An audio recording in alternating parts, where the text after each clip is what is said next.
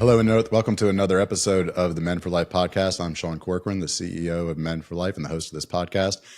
Men for Life, we are working to change the narrative that men do not have a voice in the abortion fight to a new truth, which is that real men are protectors, providers, pro-family, pro-woman, and pro-life. Today, I'm very excited to have as a guest Victoria Robinson. Victoria is the founder and CEO of Reassemble, which hosts post-abortive healing retreats. How are you today, Victoria? I'm great. Thank you for having me, Sean. Thank you for coming on. We were talking before we started recording, and you had told me that you have been in the pro-life movement in some capacity for, I believe you said 28 years? Correct. I started 28 years ago. This is my 28th year of being involved. I started with a pregnancy center in North Carolina where I was a volunteer. And then 6 years later became the CEO of that pregnancy center and have stayed in the ministry ever since, in Arizona, from North Carolina to Arizona to now Tennessee, where I am now. What got you involved in the pro-life movement and the pregnancy care center movement to begin with? The death of my child. Unfortunately, I chose abortion about 38 years ago now. And I was a single mother with two little girls that were just 9 months old and 3 when their father left us and just decided he did not want to be married anymore. So my self-esteem was shot to pieces during that time. It was a very difficult time. I was someone who grew up from divorce and made a vow to myself and a promise that I would not ever get divorced once I was married, especially once I had children. So I was in a very, very dark place. And I met someone within the first year of my now ex-husband leaving, and I fell madly in love. He fell in love with me, and 9 months later we were pregnant. And the first thing out of his mouth when I told him wasn't, well, let's go ahead and get married now since we've been talking about it. It was, we're not ready. You can barely take care of the two you have financially, which was true. And the last thing we should do right now is have a child. So let's wait until we get married and we'll do that later. And that's when the word abortion entered into our relationship. So it was kind of shocking to me because I thought, a great relationship, and we had talked about marriage one day, and but that wasn't the truth for me. So I called an abortion clinic in Charlotte, North Carolina, spoke to the woman on the phone for hours, told her my whole story about my ex leaving. Now I'm here, a single mother with these 2 little girls. My boyfriend's telling me we need to wait. I can barely take care of them. I'm working 7 days a week because their dad was not sending any financial support at all. He wasn't even visiting. So she said, you'd be really selfish as a mother to bring another mouth to feed when you can barely take care of the 2 you have. You're very early. There's nothing there. It's nothing more than having a tooth pulled or a tumor removed. So that was the start of my journey into this arena, from choosing an abortion myself. On a Saturday morning, I drove myself. I believed all the lies. And I remember looking at that woman. Her name was Helena. And she was sitting across her desk from me, Sean. And I'm still crying, emotional. Are you sure this is right? I know the outcome of a pregnancy. I already have 2 children. And she said, honey, remember what I told you? You sound like a good mother. And a good mother would never bring another mouth to feed. Your girls deserve better than that. You need to make the right choice for those little girls you have at home. And our government has legalized it. Do you think it could harm you in any way if our government allows it? And when you leave here today, never think of it again. And so I handed her my $350 cash. And as soon as she put it in the drawer, she slammed it shut, leaned in across her desk, pointed her finger at me and said, if you change your mind when you're on that table, you don't get your money back. We don't give refunds here. And when I left that place, Sean, the woman I was who walked in to that building, that tall, white, high-rise building, was not the same woman who walked out. And I carried that shame and guilt for 10 years, got involved in very abusive relationships because I thought that's what I deserved, and became this mother who helicoptered her children to make sure that God didn't punish me for what I'd done by taking one of my girls. it was just a whole journey of nothing but destruction about how I felt about myself. And until I walked into a pregnancy resource center one day, finally, after 10 years, and admitted to the director there, can Jesus forgive me? I don't know. I feel like God hates me. And is this what I'm doomed for the rest of my life? What it is today? And she said, Victoria, I've been waiting for you to tell me because I've known. Because she went to my church. I thought, oh my gosh, is it tattooed across my forehead? I thought I was covering up so well.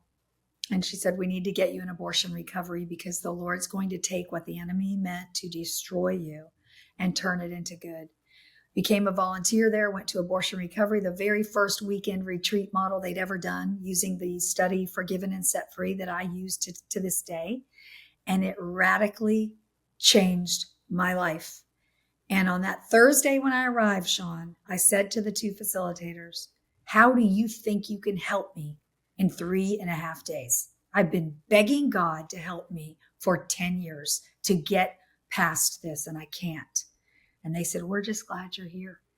And on Sunday, I said, teach me to do what you just did for me so that I can teach this to other women. They need to know God loves them. He forgives them. He can redeem them and restore them. And they did. And I've been doing these retreats now ever since, 28 years. Prior to the conversation that you had with your boyfriend at that time, did you, was abortion something that you had thought about at all? It's a great question, Sean. It was something that I thought about that other people did.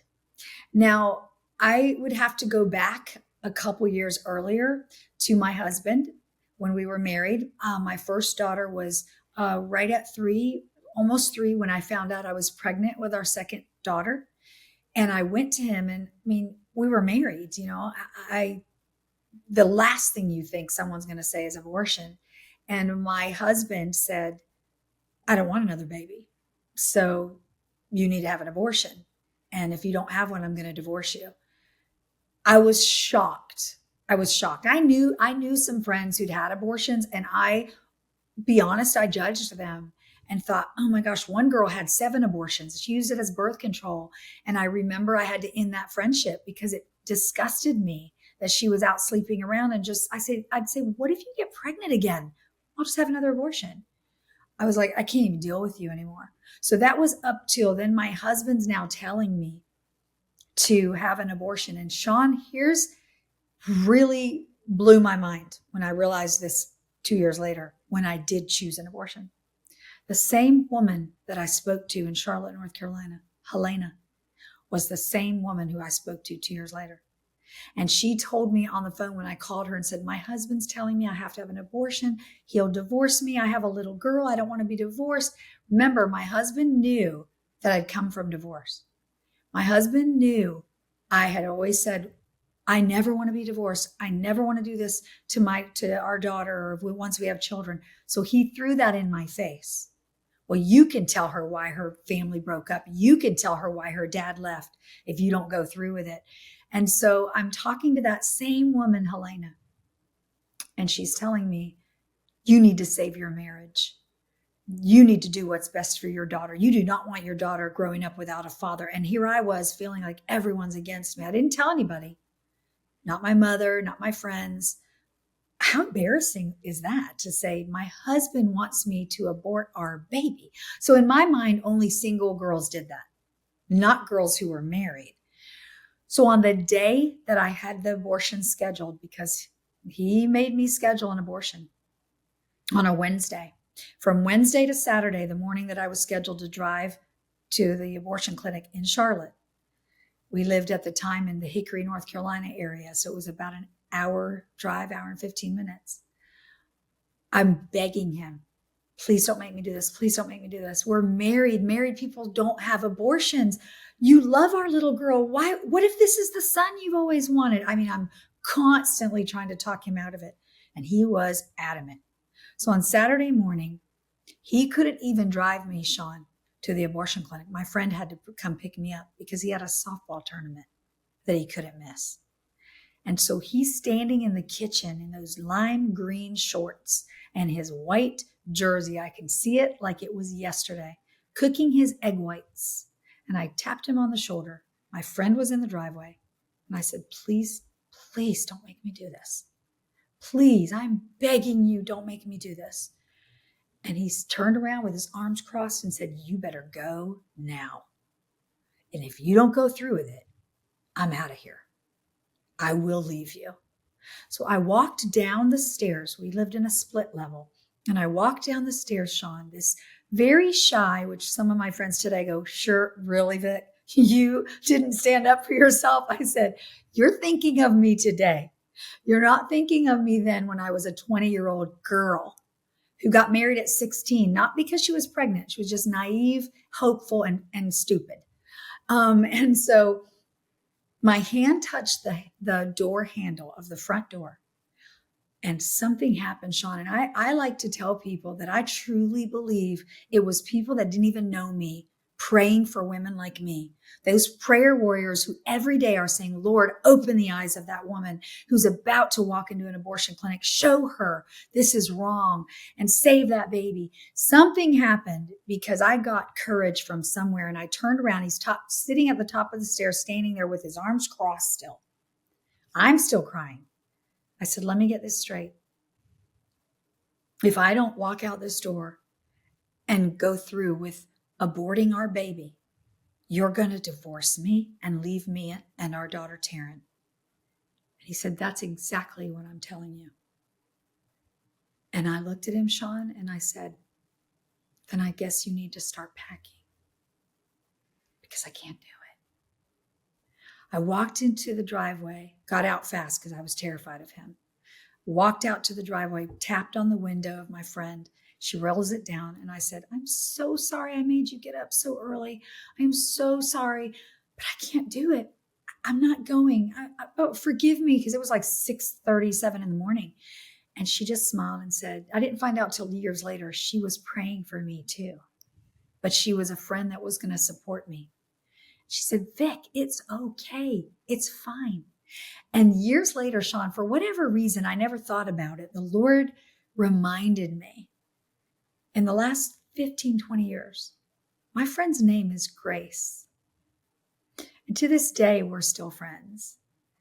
And I had to reconcile Sean 2 years later as a single mom, because he left when my daughter was 9 months old, the one that I ended up having, my second daughter. He did leave. He moved out, and I mean, he abandoned us from North Carolina to California. He left, never looked back. No support, no emotional, nothing. He was gone. The next day, Sean, after I didn't choose the abortion, he assaulted me so badly that I had to be put in the hospital because he kicked me in the stomach the very last when I was on the ground and said that should do it. But my daughter today is 40 years old and she has 5 children and an incredible husband named Matt, who has said to me more than once, thank you, Mom. She's the best thing that ever happened to me. And when I look at her life and I look at my 5 grandchildren that she's given me, I'm like, thank you, Lord. But then the other side, you have to go. But 2 years later, I did choose an abortion. So that's something that I've had to reconcile, and I have, because it breaks my heart that I made that choice 2 years later. So that's how abortion started in my life, was from the second daughter to my third child, and then going through abortion recovery. You'll never be able to shut me up. I mean, this is a work that I will do to the grave. I'm sorry. It's disturbing to hear that a man would treat a woman that way, his wife, any woman, but his wife. And then before you told it, when you said he assaulted you, that was kind of the assumption that I had, was that he was trying to force the abortion in the worst way possible. So then fast forward to 2 years and you're in a different relationship. Did your boyfriend at the time bring up the abortion, or was it just continuing to reinforce the idea that, of multiple people telling you, hey, you're not ready for this? Oh no, it was the boyfriend. Okay. 100%. And you would think that I would have thought, but look at my daughter Tawny is here because I didn't choose Right. 2 years ago. As I said, I know the outcome of a pregnancy. I had two living children by this time, but I've also reconciled, Sean, this young 23-year-old that I was, who was struggling, working as a real estate paralegal Monday through Friday, dropping off my babies at daycare from 6 in the morning to 6 p.m. at night. They're grabbing my legs, begging me not to leave them again. I had no support from their father, zero financial support. And then on the weekends where I met my boyfriend, I was working all weekend at a health club, co-managing a fitness center in Charlotte, North Carolina. I was in a very desperate situation. Now, abortion was not the first thing I thought because my boyfriend and I, we really loved each other. And he and I had talked about getting married. We talked about having our own children one day because he loved my girls. He was really good with them. So when he brought up abortion again, I didn't think, oh, here we go again. Because I guess maybe the part with my husband, it was more threatening. And then with my boyfriend, it was more, honey, you know, I love you. I love you so much, but look how you're struggling with the girls. You know, you're not getting support. We're not married yet and we're not ready. So it was just a different mindset of, well, that makes sense. But at the with my husband, it was, wait, what? We're married. You're my husband. I'm your wife. What are you talking about? So it was so foreign. With my boyfriend, it was, okay, well, that does make sense. And then I called Helena again. She had no idea that it was me from a couple years ago. The woman talks to hundreds of people, thousands of people. I don't even think I put that together until I saw her, because the first time I saw her was when I did go through with the abortion 2 years later, and she's there, and I saw her name. I won't say her last name, but her name, and only because I don't know. I'm praying to God she's out of that business and she's repented. So, but I just saw her name on the tag and thought, her little name card, and went, wait, this is Helena. This is the same woman who told me 2 years ago that was the right choice. And now she's telling me again, but this time I kind of think maybe she's right, or I don't know. I've always said, Sean, that women are easily manipulated at the most vulnerable time of their life, which is in a crisis pregnancy. And you have all these people who don't want you to have a pregnancy, or who are telling you, whether sometimes it's because they think it's for the best, that you shouldn't do this. I mean, I have girls all the time telling me, my parents loved me. My parents weren't trying to hurt me. They really thought this is the best choice for you. Now those parents are the ones calling me saying, how do I live with it as a parent that I convinced my daughter to have an abortion and kill my grandchild? So not everybody's a bad person who's telling someone have an abortion. I think they're lost. I think they don't know what to say. But my boyfriend was convincing me that, this is the best choice. We're going to have more kids later. You're only a few weeks pregnant. So let's get it. You just need to take care of it right away. And the woman, Helena, was telling me, let's get you in here right away. You're so early before it becomes anything. And I can remember Sean being, okay, I got to hurry. No, we have to get in this week, because when does it become a baby? Is that in another 2 weeks? Is that in 3 weeks? I remember that vividly, sitting in my bedroom thinking, I've got to get this done before this becomes a baby. Because once this becomes a baby, I can't do it. But we're just lied to and manipulated, and we believe the lies. And a lot of good women, I meet some people, Sean, who say, well, all of you women who've had abortions, you shouldn't be doing these retreats. They deserve to feel this shame and guilt the rest of their life. And I'm like, what Jesus you serving? You're not serving the same one I am. You need more prayer than I do, buddy. So there are good women who walk into abortion clinics who are not bad people. There are those who use it as birth control and brag about it. But still, I believe deep down, they're broken people as well. I don't think a normal, unbroken person can walk into an abortion facility and kill her baby. Right. I agree. And I could be wrong, but I just don't.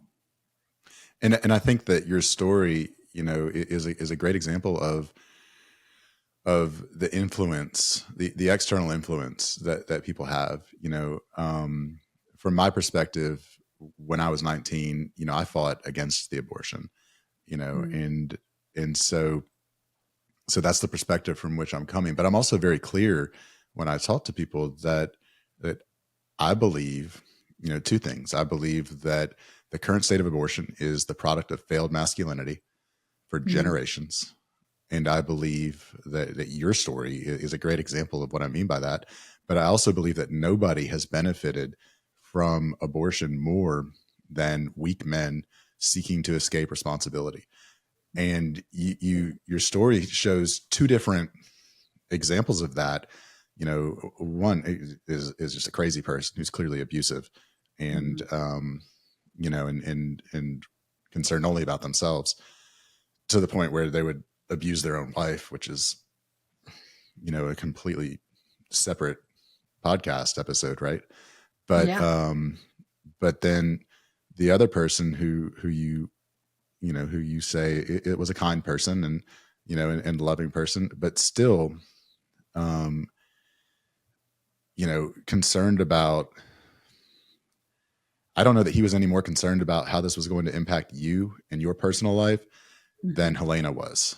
You know, I- Yes. like like we're really good at framing how other people's decisions will impact them in a negative way in an effort to keep ourselves from being uncomfortable by the consequences of those decisions. And Absolutely. Yeah, that's so so it, true. And I got to tell you this too, yeah, though, Sean. The day of my abortion that morning, he called me he was out of town. He called me around 2 p.m. when I had just gotten home. And he said, we didn't have cell phones then. We had phones. right. And said, don't do it. He said, babe, let's get married.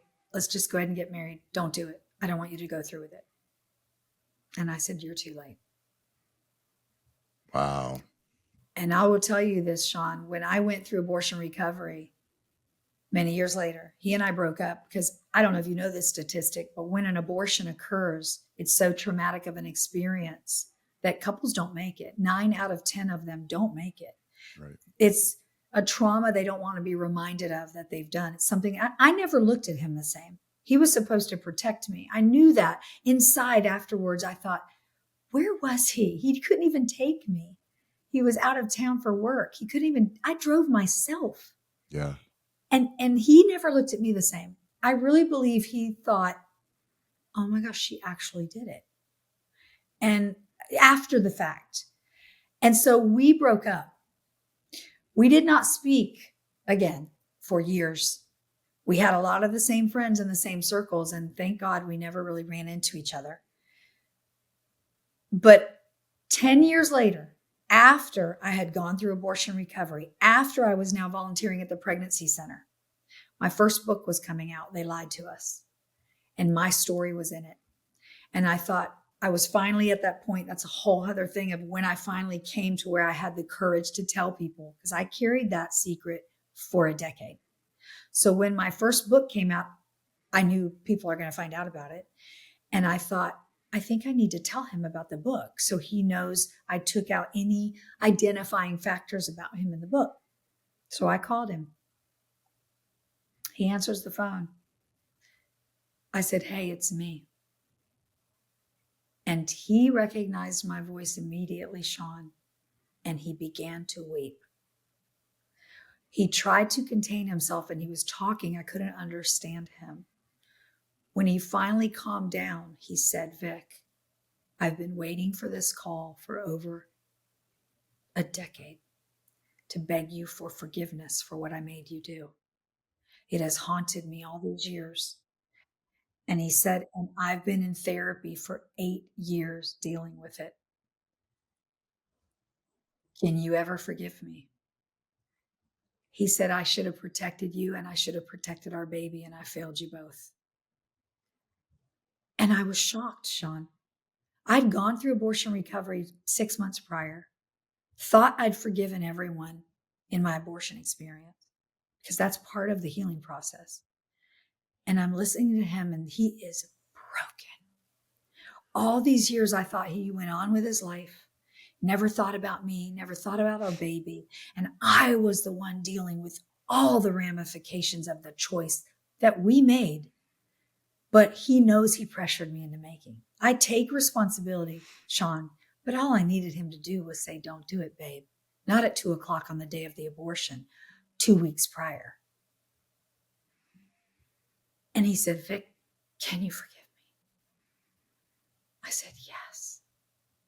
And I realized 2 things in that phone call, Sean.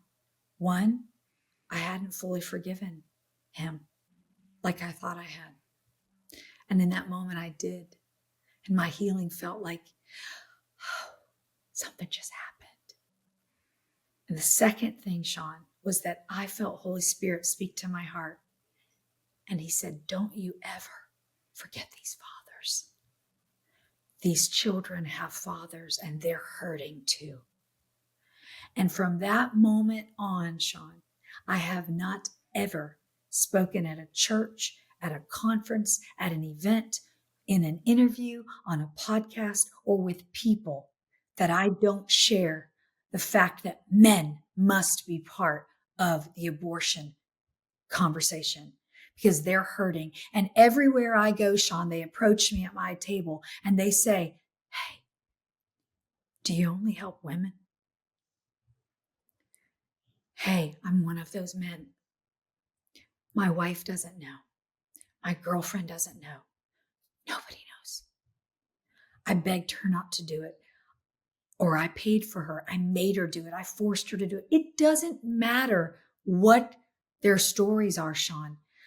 They're hurting because God did not create us to kill our children. It's not natural. So when a woman comes to the realization she participated and allowed some stranger to kill her baby, that's something she's got to reconcile with the Father. Nothing is going to help her except him. No pill, no knocking psychiatrist, therapy, counseling, not knocking it. But nothing but Jesus is going to fill that void and bring complete healing. But the men, think about it. God created women, first of all, to nurture and bring forth life, Sean. That's how God created us. That's our natural, what we do. Our kids fall down, we grab them. Are you okay? Are you okay? The husbands are going, honey, stop it. You're going to make him a sissy. He's fine. Guys are just, God created men, Sean, to protect their women, to protect their children, to be fighters, to be warriors. So when they come to the realization, oh my gosh, I participated in the death of my child and did nothing to protect my child, they're just as devastated. And Sean, I think I heard your story. You begged her not to do it. Were you guys married, Sean? We were not. So when men have said to me, Sean, with all due respect, and I know you'll understand why I say this, men that come to my men's retreats, because I have started doing men's retreats the last 2 years because of the men approaching me saying, why do you only help women? Because I could sure use a retreat like what you're doing. And I said, because I'm a single woman who has no business spending a weekend with a bunch of men.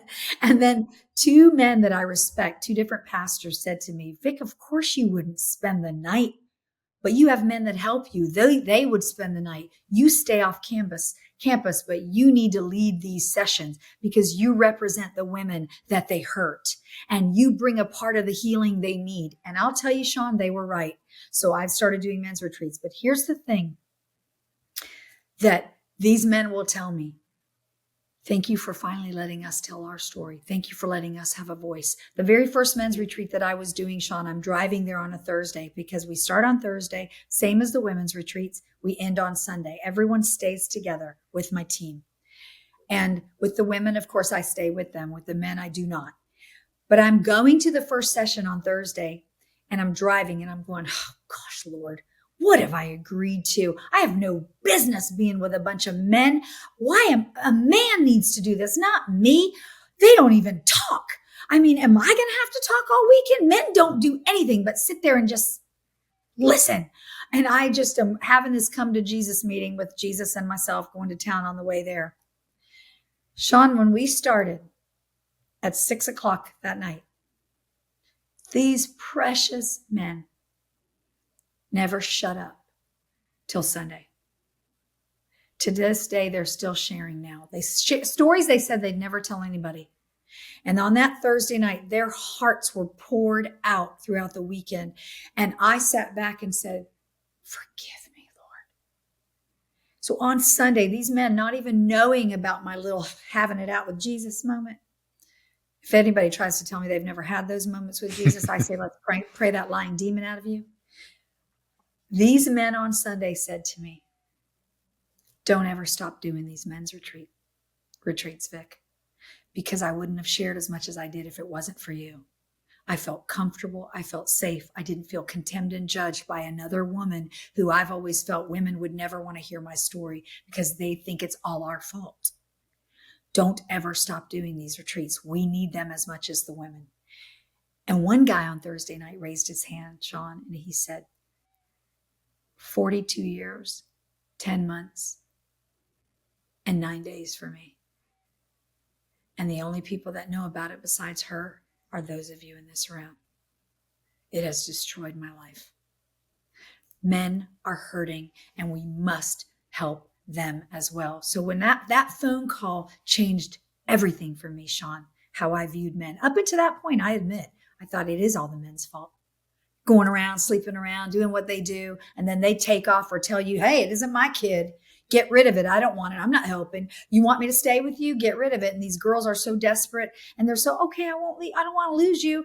And so they lose their baby by aborting their baby. They lose the guy anyway. And then they're left shattered. But these men, no matter what their story is, God loves them. He wants to redeem them in the same way he wants to redeem these women that are walking into abortion clinics every single day. So I have a heart for both. And I'm very thankful that the Lord looks at me when I'm having it out with him those times and going, oh gosh, there she goes. Hey, Gabriel, there she goes again. There's Vic. Wait, just hold my wine. Just hold my wine. When Vic sees what we're going to do, what I'm going to do this weekend, and he does it. I tell everybody that comes to my retreats, if you will show up, I can promise you Jesus will show off. And it's not my reputation on the line telling you that. It's his. He's not going to waste opportunity. And he does it every single time. And I can't believe I get to sit back and just be part of it and partner with him to watch what he does to heal people. You know, I really appreciate everything you just shared because I can be, just to be honest, I fall on the end of men connect with men. Men will be more vulnerable with men. You know, I know that when I first opened up about my abortion experience, it was on a men's retreat. Well, I opened up twice. So after the abortion, I ended up failing out of college. I moved back to Louisiana. I failed out of college 2 more times. And by 2005, so 8 years after the abortion, I was homeless, unemployed, and on the end of a 7-year methamphetamine addiction. Wow. Overdosing in a hotel room and waiting for the police to come and arrest me for stealing from my previous employer. And so it wasn't until treatment the next day, I don't know what day it was, but the next day I got into treatment, and it wasn't until treatment when the counselors were walking me through my history that they stopped me at the abortion and said, hey, we should talk about this, that I felt like I had a right to talk about it. Like I had said nothing. The only person that knew was the mother of my child and my father, who had driven into Florida where I was going to school and met with her mom, you know, and tried to help stop the abortion from happening. But nobody else knew. And my dad and I never talked about it again. And so, but when I was in treatment and the counselors walked me through it, and they were able to see what I couldn't see, that, you know, we were on an upward trajectory. The abortion happened and everything just collapsed for the next 8 years. Nothing else happened in my life that precipitated that, you know? And so all this all this all the drugs, all the using women, using drugs, partying, everything that I was doing, all the destructive behavior, trying to cover up these feelings that I had no connection in my head to what the feelings were that I was trying to cover up. And she stopped me, and that's where they gave me permission. They gave me permission to heal. They gave me permission to feel the grief, and to name my son Michael, to write letters asking for forgiveness, to write letters forgiving. But then I left treatment and didn't talk about it again. Like, I went back to college, went to law school, did all the things that I had been off track doing, thought these are the things I need to do. And it wasn't until I was on a retreat another 7 years later, where men were sharing vulnerable stories of their own life, not having anything to do with abortion, that I felt comfortable in that surrounding to be able to say, this is the worst thing that I've ever been through or dealt with or experienced. And 3 separate men came up to me and said the same thing that you just said. I haven't told anybody this in 20 years or 30 years. And these are men who are older than me, and men who are, in good standing in the, people that you would never think, but they also felt like they had no right to think or feel or talk or anything about it until they heard me talk about it. And so I believe that men connect with men.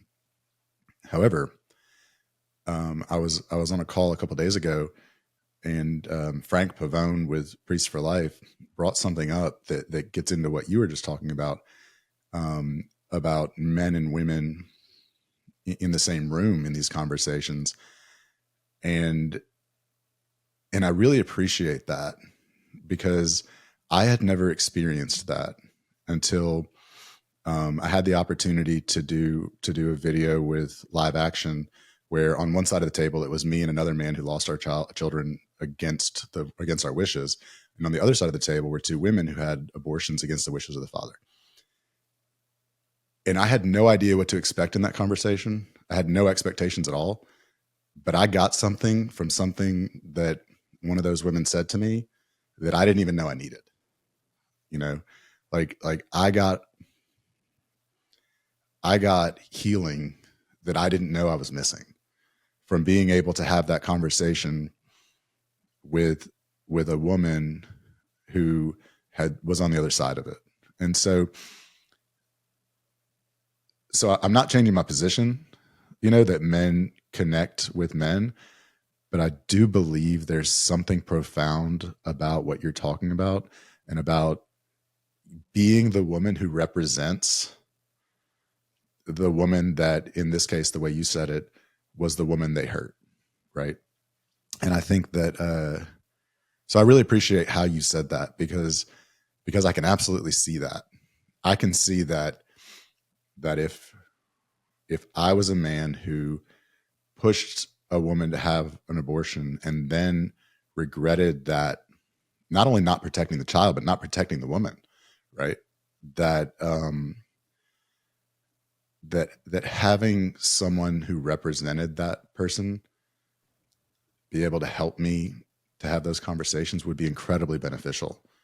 And so, yeah, it's true, Sean. The other thing too is, think about it this way, because I'm thinking about one of the men that was in one of my retreats. His wife had an abortion without him knowing it, and he found out about it years later. It destroyed their marriage when he found out. And he's sitting there hearing the pain of what women go through in the men's retreat, because the men ask me a lot of questions, things they don't understand. And it gave him a different perspective, because he has hated his wife and not forgiven her it's been 10 years they aren't together. And I had moments where I was able to say to him, you don't even know the pain she's in. So you haven't had any compassion for her, because you thought, just like I thought about the boyfriend, he's gone on his little merry way and hasn't even thought of it or had any kind of trauma from it. It was not true. So I'm being honest with you too. I had that conversation with Jesus on the way to that first men's retreat.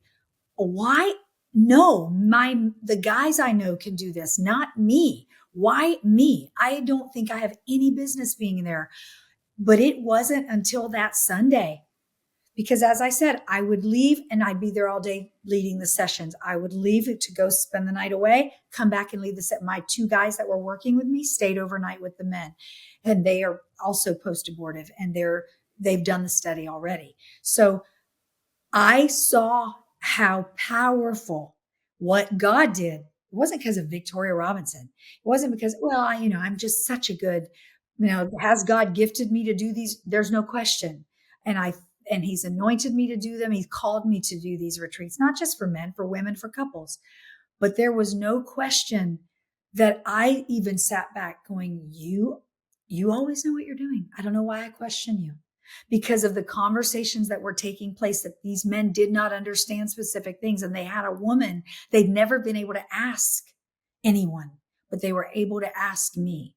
And I can remember one guy even not even understanding how the menstrual cycle works or how ovulation, or even those kinds of things he was learning, going, I didn't even know any of this. It was little simple things that I'm thinking, well, didn't you learn that in biology? And that wasn't in the study. That was just a question one of them might have had because they felt safe to ask and not stupid.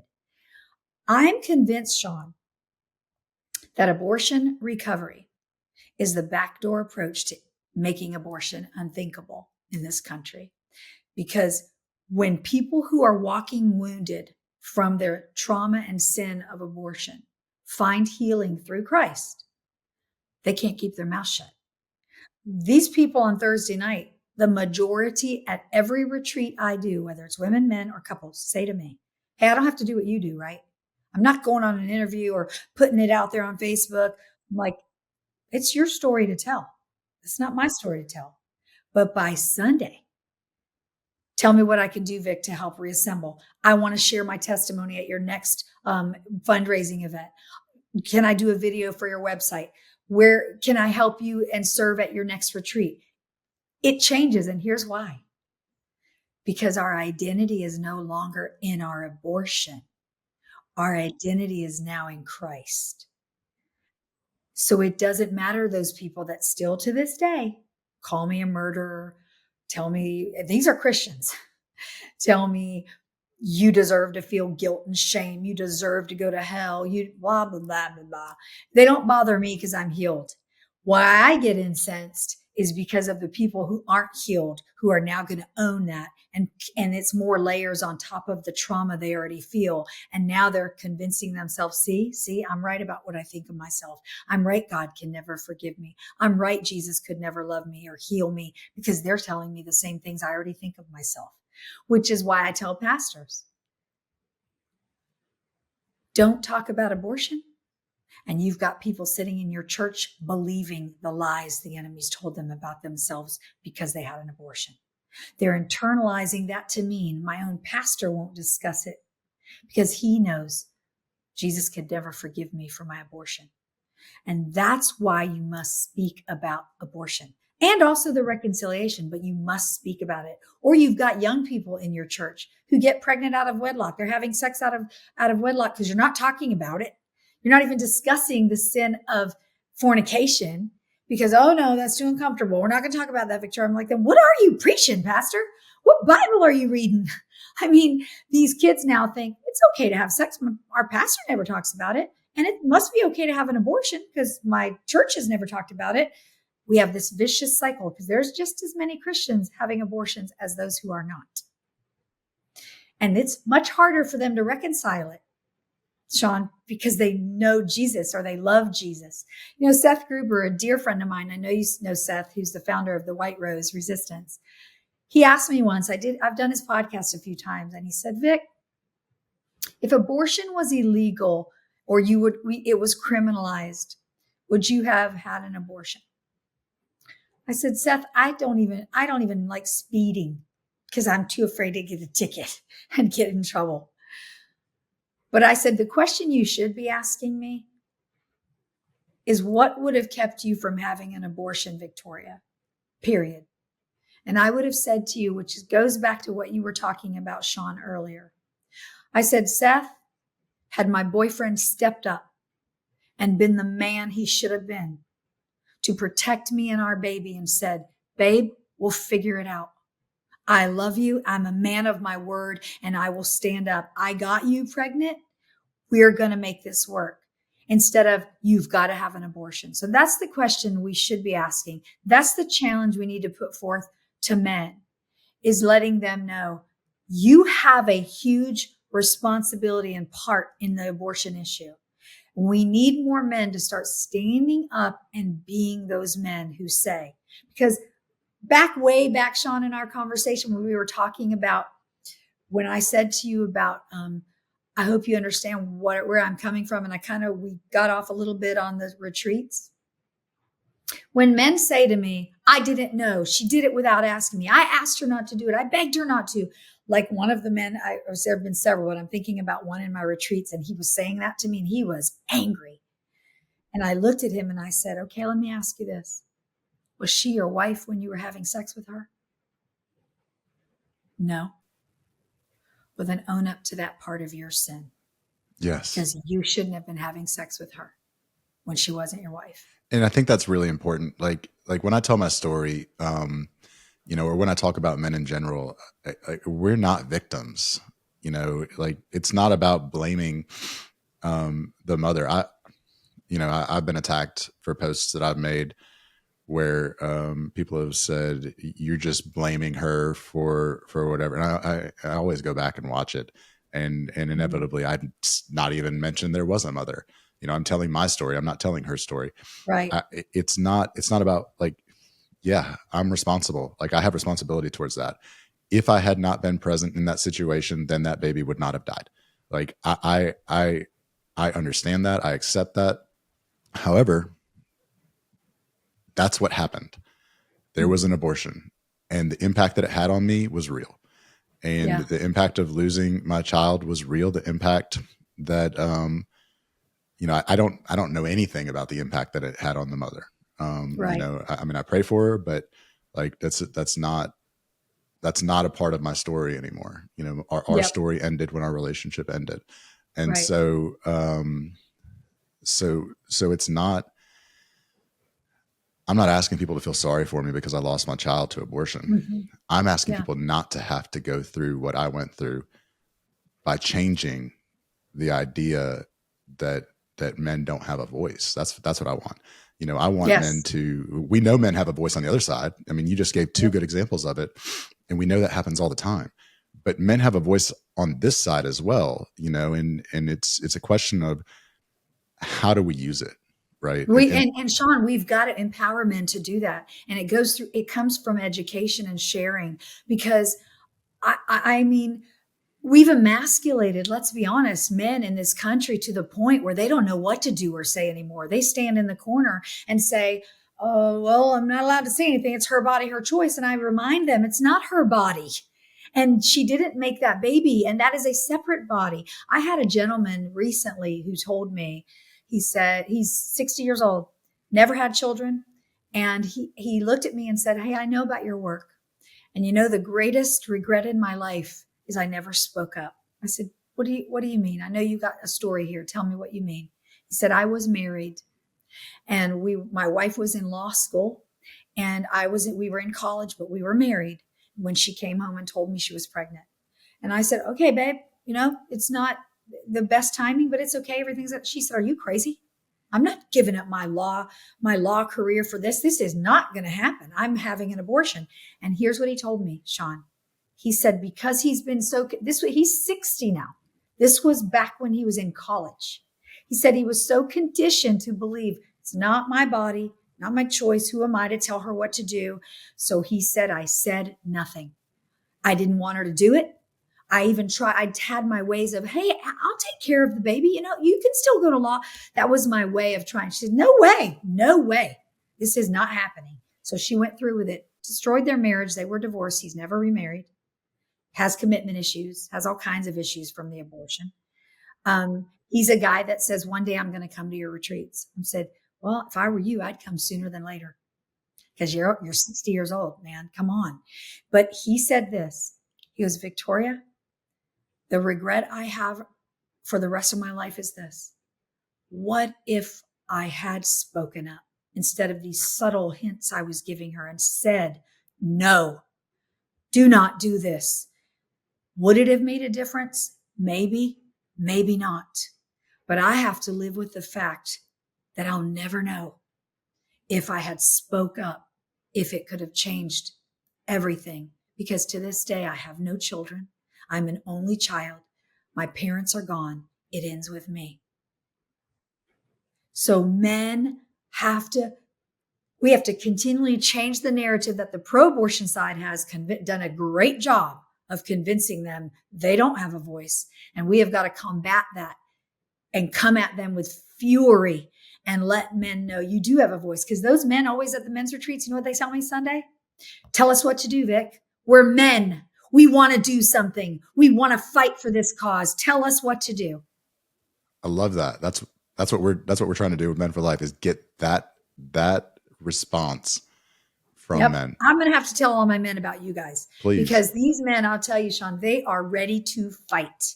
They are ready. And when I go speak at men's conferences, I'm usually one of the very few women they'll ask to speak. And I'm always honored when the Lord opens those doors to come speak to a group of men. And I share the story about my boyfriend. I share about abortion and men getting involved, a whole other message. These men come to me one after another, after another, after another. At one event I was at in Orlando, Florida, they were at my book table.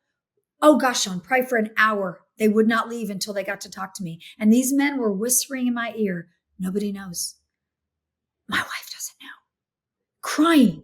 There was another guy there helping with my book table. And when it was all finished, he said, he's crying. And he said, I never would have believed what I just saw happen if I hadn't seen it myself. One after another, these men, and some of those men have been to my retreat since. So men need to know you have a voice, you matter, fathers matter. We need you in this fight. And if you're post-abortive, we need you to go through a healing process, whether it's Reassemble or some other. It doesn't matter to me. I just want to see people healed so they can walk in freedom and the enemy can no longer have a masking tape or duct tape over their mouth and they're keeping their mouth shut, but they rip it off and say, now it's time for me to tell the truth. I am walking in complete freedom. Jesus has forgiven me. So I don't care what you think about me anymore. I care what he says about me. So now's my time to speak out. And that's what we need across this country, a move of men and women. But look, I'm a woman and feminist movement that's a whole nother podcast. They've just destroyed so many things that I hold dear, but I'm not one of those women who doesn't think we need men. I am one of those women who knows we need men and that God has a certain order of women and men and in those relationships and all that goes with it. And I'm saying, come on, men, stand up, be like these men that go through the retreats and tell me they just look different from Thursday to Sunday. They look different than when they showed up. And I have all the men on Thursday night and the women at the retreats look at each other, Sean, and say, tell me what you see. And they'll look at another man eye to eye and say, I see a guy who's really broken. I see a guy who's desperate. I see a guy who has no hope and no joy. And on Sunday, I have them do the same thing. And I see a warrior. I see a man who knows his place. I see a man who has the courage to pick up his sword and he's going to fight. And these men don't feel like men when they're not fighting for good, Sean, because that's how God created you guys. He created you to fight for your women, to fight for your children, to fight for the country. Why do you think these guys go off to war? I'm a woman. I'm going, bye.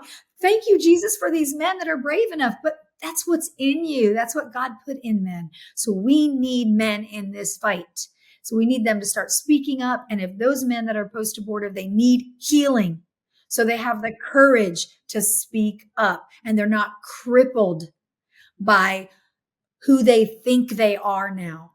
Even if they're men who talked her into it, Sean, who say, I felt I have no right. I made her do it. You have every right now to fight because you've now seen the truth. and the truth sets us free, and it makes us want to fight. People say things ugly to me. I don't care. I'm like Teflon. I don't care what they think of me. I care about what it does to those who aren't healed. I'll tell you this, Sean, and I know we're wrapping up probably, but I was at an event where the Governor Lee here in Tennessee was speaking, and I was sharing, and there was a lot of people there. And this man in the very back was screaming so loud across the room, calling me a murderer. She deserves to be hung. And I mean, it was ugly.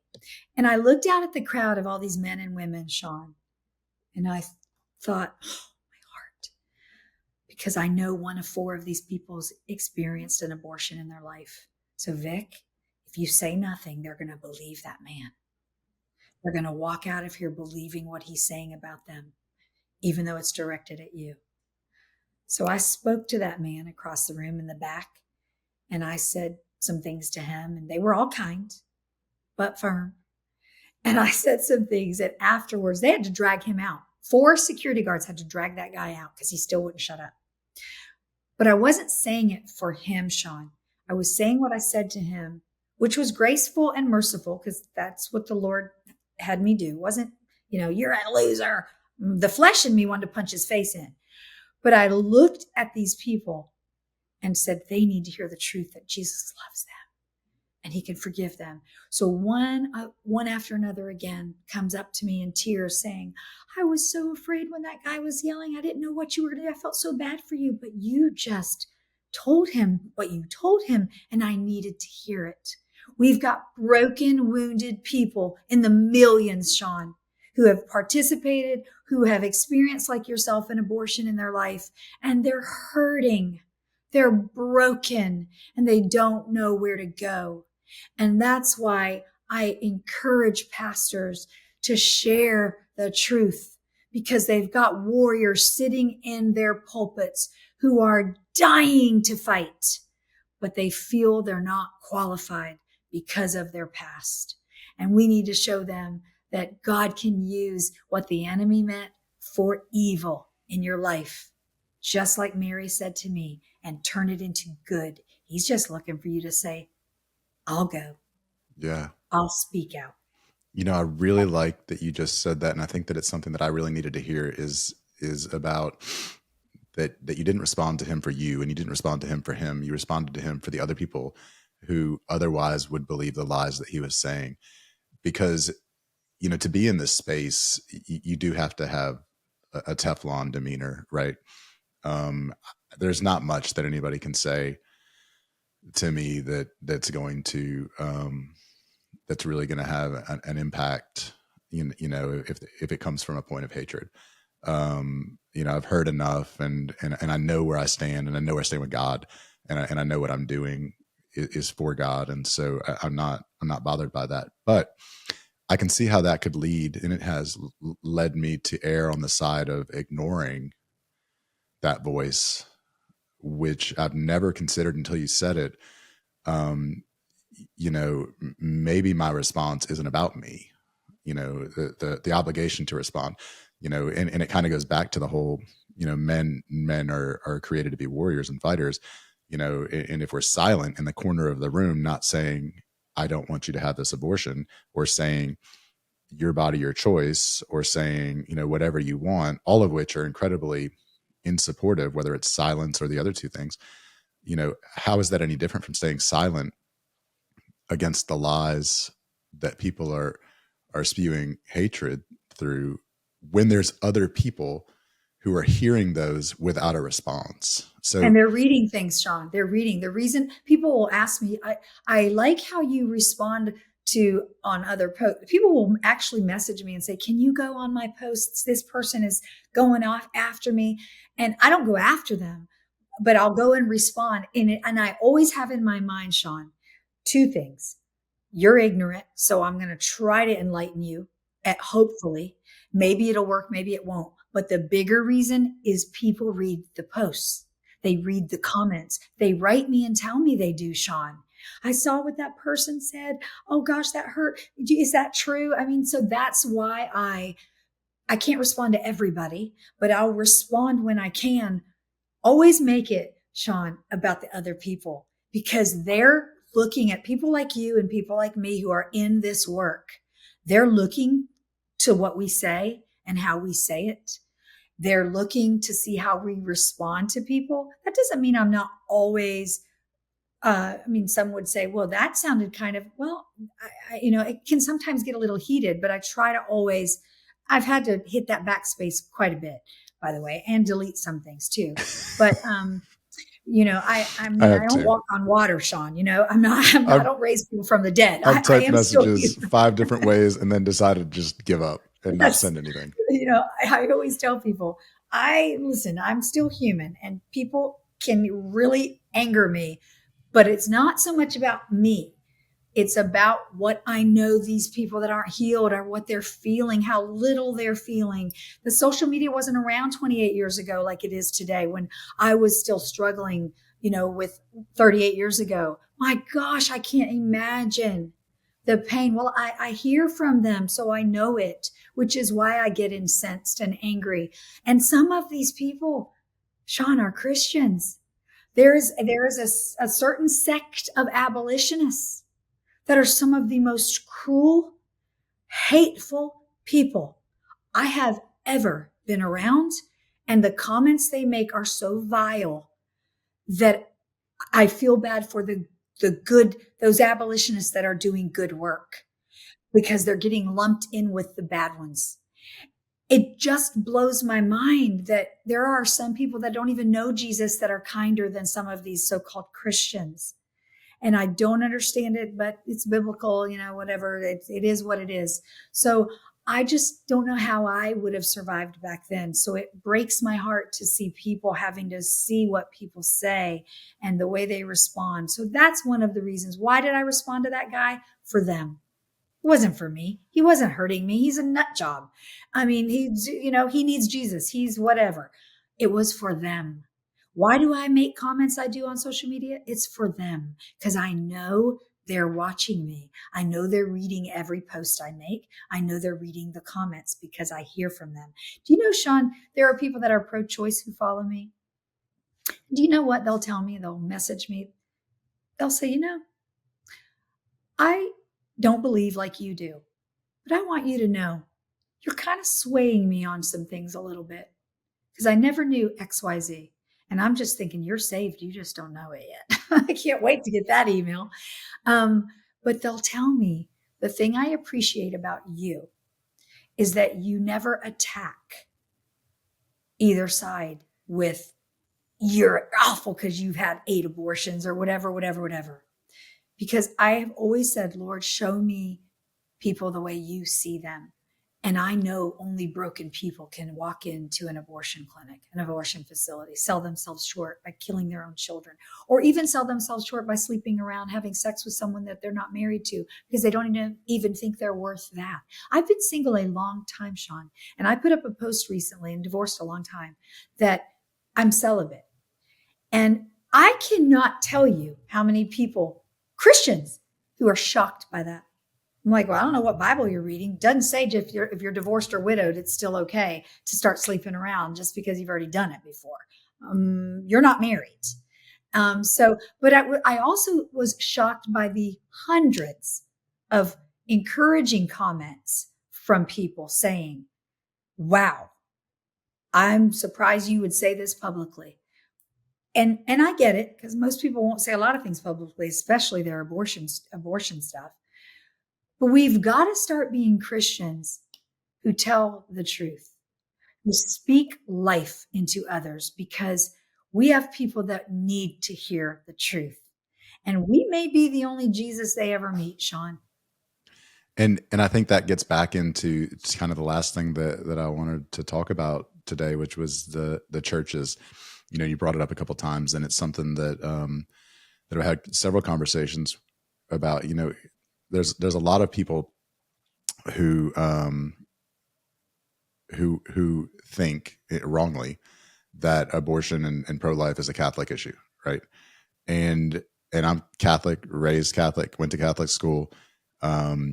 Never, ever, ever in my entire life have I ever heard a priest on the altar talk about abortion. And I've been sharing that sentiment a lot lately, and it gets reflected right back to me by other people who feel the same. And I'm aware from having conversations that it's not, that's also not a Catholic issue. You know, the silence of the church, as you brought up already, is universal. And I think that is what the White Rose Resistance is fighting to change, to get the churches vocal, to get the churches talking about abortion, to get the churches talking about other issues as well. But you know, in the context of what we're talking about, to get the churches talking about the culture of death, right? As Seth Gruber likes to say. And um, so I think that that's really important. And I think it's also important, you know, just to note that with Seth, you are going to be speaking, as we record today is June 13th. You're going to be speaking next weekend in California at the Last Stand, which is an event put on by the White Rose Resistance. Can you tell us about that event? Well, I am so excited about it. I think you can still get tickets. I get in next Friday. It's an all day event starting on Saturday, and it will go all day. I don't even know the number of speakers there are, but it's going to be back to back speakers. And one of the things about Seth, I have such a high level of respect for Seth Gruber. He's one of my favorite pro-life speakers and people. And Seth wouldn't have invited who he invited to speak had he not known enough about us to know that we're not afraid to call the church out. And I have always said, Sean, I feel that, I don't know, I like to say God has called me to antagonize religious people. And, um, and I just have always felt like the Lord has called me. I can remember, Seth, way back thinking to myself when I first got accepted Christ. And I thought to myself, looking around as I've been reading scripture and diving into scripture, and I remember reading the scripture that the road is narrow and few will find it. Sitting in church on Sunday and seeing 7,000 people at this Assemblies of God church that I was attending and going, come on, Jesus, this must be a typo. Look at all the people in church. Now here I am, decades later, and I truly understand the road is narrow and few shall find it. I also say that I believe, whether you believe in the rapture or not, the coming of Christ, and some people believe in the rapture, you know what I'm saying? And that's not what I'm not getting into that theology, but I'm just saying this. I always tell people, whether you believe in it or not, I believe, let's say it's true for the sake of what I'm about to say. Some prisons are going to empty, Sean, and some churches will stay full. That's how much of a mark the church has missed. They're so interested in being more popular and having more people tithing. I have had church pastors say to my face, Sean, I love what you do, Victoria. You're a really good speaker. And I would love to bring you to my church to preach, because that would be at an event where I spoke at. I mean, I've spoke at pastor summit for Turning Point and different events where there's lots of pastors. But if I bring you to my church, you're going to offend my pro-choice congregants. And then how are they going to hear about Jesus? Oh, I'm not joking. How are they going to hear about Jesus every Sunday? And I look at them and say, are you joking? What Bible are you reading? Why are people in your church pro-choice? Now, I get it if they first show up, they're drunkards or they're sleeping around, whatever.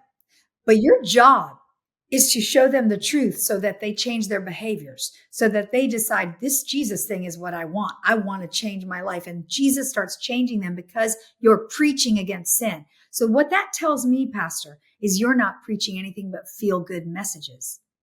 Well, Victoria, my biggest tither in my church is a pro-choice. They're Democrats. That's what they'll always say. But there's Democrats and Republicans who are pro-choice, by the way. And I look at them, I looked at this one pastor and he said they put in the new carpet. So you know what I'd do if I were you, Pastor? I'd tell them to pick up the carpet on their way out if they have a problem with you preaching against sin. So that's why Seth Gruber invited me and the other speakers that are going to be there next week to the last stand to speak, because he knows we love the church, which is us, by the way. Sean, it's not a building, it's people. God's currency is not money, pastors, it's people. That's God's currency. So he knows we're going to challenge the church. So I will be speaking next week on challenging the church to talk about the issue of abortion and reminding these pastors, when you don't do it, you have people in your church, as I said earlier, who are internalizing that to mean God hates me and he'll never forgive me for my abortion because my own pastor has never talked about it. The pastors that are brave enough to bring me to their churches, and I say brave enough because they are. I mean, in this day and time, they're the courageous pastors. Pastors like Pastor Alan Jackson in Murfreesboro, Tennessee. He's one of my favorite pastors. He's become a dear friend.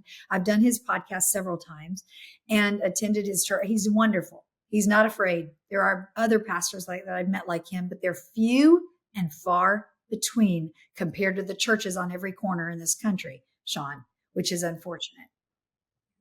But we need these pastors to be teaching these other pastors. And I'm not saying they're all bad. I just think they lack courage. I think there's pastors and pastors who don't know what to do. So I tell them, if you don't know how to talk about the issue and it scares or intimidates you, bring someone like me in. I'll come in and talk to your congregation, because every time I've come to a church, they'll say, Victoria, I'm shocked how many people are at your book table confessing their abortions. I had no idea we have this many people that have had abortions. And I tell them, they're in every church, in every corner of this country. You were just brave enough to let me talk about it. So they felt safe. And now they're saying, thank you, Pastor. Thank you for having someone come to talk about this. And you've got, like I said earlier, you've got all these warriors who want to do something, but they feel disqualified. They need to know that all have sinned and fall short of the glory of God, and that he forgives all sin, including the sin of abortion. So it's a lie to believe God can never use you. And this is what I can't wait to challenge people next week. And who knows what's going to come out of my mouth. But Seth knows that I'm not going to be afraid that whatever's on my heart to speak it. And I'm honored to be one of the speakers. I'm looking forward to hearing all the speakers that are going to be there next week, because I will learn from them, because I have still so much to learn. So I'm very, very excited about people like Seth Gruber and the White Rose Resistance. And I think we're going to partner up in a way. We're talking about how Reassemble, and I'm excited about that and what's coming in the future. Because I just truly believe that there are a lot of us, Sean, that want to see change in the church. We just need people to get the courage to hear people like us and say, okay, if she can do it, I can do it. If he can do it, I can do it. It's just, we got to go. If we have to go first, we go first. I don't care. Just come on with us. Come on, jump on this train, because I think this train is moving. I think people are waking up to a lot of things going on in this country. And I think one of them is the issue of abortion. And they're ready to say, what can I do? Whether they've had abortions or not, they're ready to say, I'm ready to help in any way that I can. At least that's what I'm seeing in my 28-year career. It's changing. It's changing. And I think it's because of courageous people like you, Sean, who are saying, I had an abortion. I begged her not to do it. And this is how it's affected my life. But Jesus. Amen. So I do want to, there were several things we talked about before we started recording that we're not going to have time to talk about today. So we're going to have this conversation again. 100%. But I do want to make sure that we let people know how they can find you, how they can connect to you. Reassemble is a nonprofit, and so it is donor funded. So it's important for anybody that's hearing this and appreciates this message. It's what funded, did you say, Sean? That it's donor funded. Yes. Yeah. I thought you said government. I'm like, trust me, there ain't no government. I'm glad you cleared that up, just in case anyone else misheard that as well. Donor funded nonprofit. Yes. So anyone that hears this and understands and appreciates what Victoria is talking about, you can find Reassemble at reassemblelife.com. Yes, that's the website, reassemblelife.com. unplanned.com. You can email me there. I personally answer every email. So if you want to share with me about your own abortion story, please feel free to do that. You're safe with me. Your story is yours to tell, but I would love to help you any way that I can. If you're a man, a woman, or a couple, get in touch. And the couple means you had an abortion. You're still together, which you've already beat the odds if you are, but you aborted your own child. Just get in touch with me and let's get you the help that you need. Reassemblelife.com. Anything else you want to add? Any other way that people can find you, support you? I'm on Facebook. I'm on Instagram. And I just got on X, formerly known as Twitter. I deleted that during the last election, but everyone keeps telling me, you got to get on X. You got to get on X. So I just got on X. So find me, go to my website, reach out. And if you're a pregnancy resource center and you haven't got an abortion recovery in your center, get in touch with me. I'll help you any way that I can. Thank you so much for having me, Sean. Awesome. Thank you for being here, Victoria. And I look forward to talking to you again soon. That'd be great.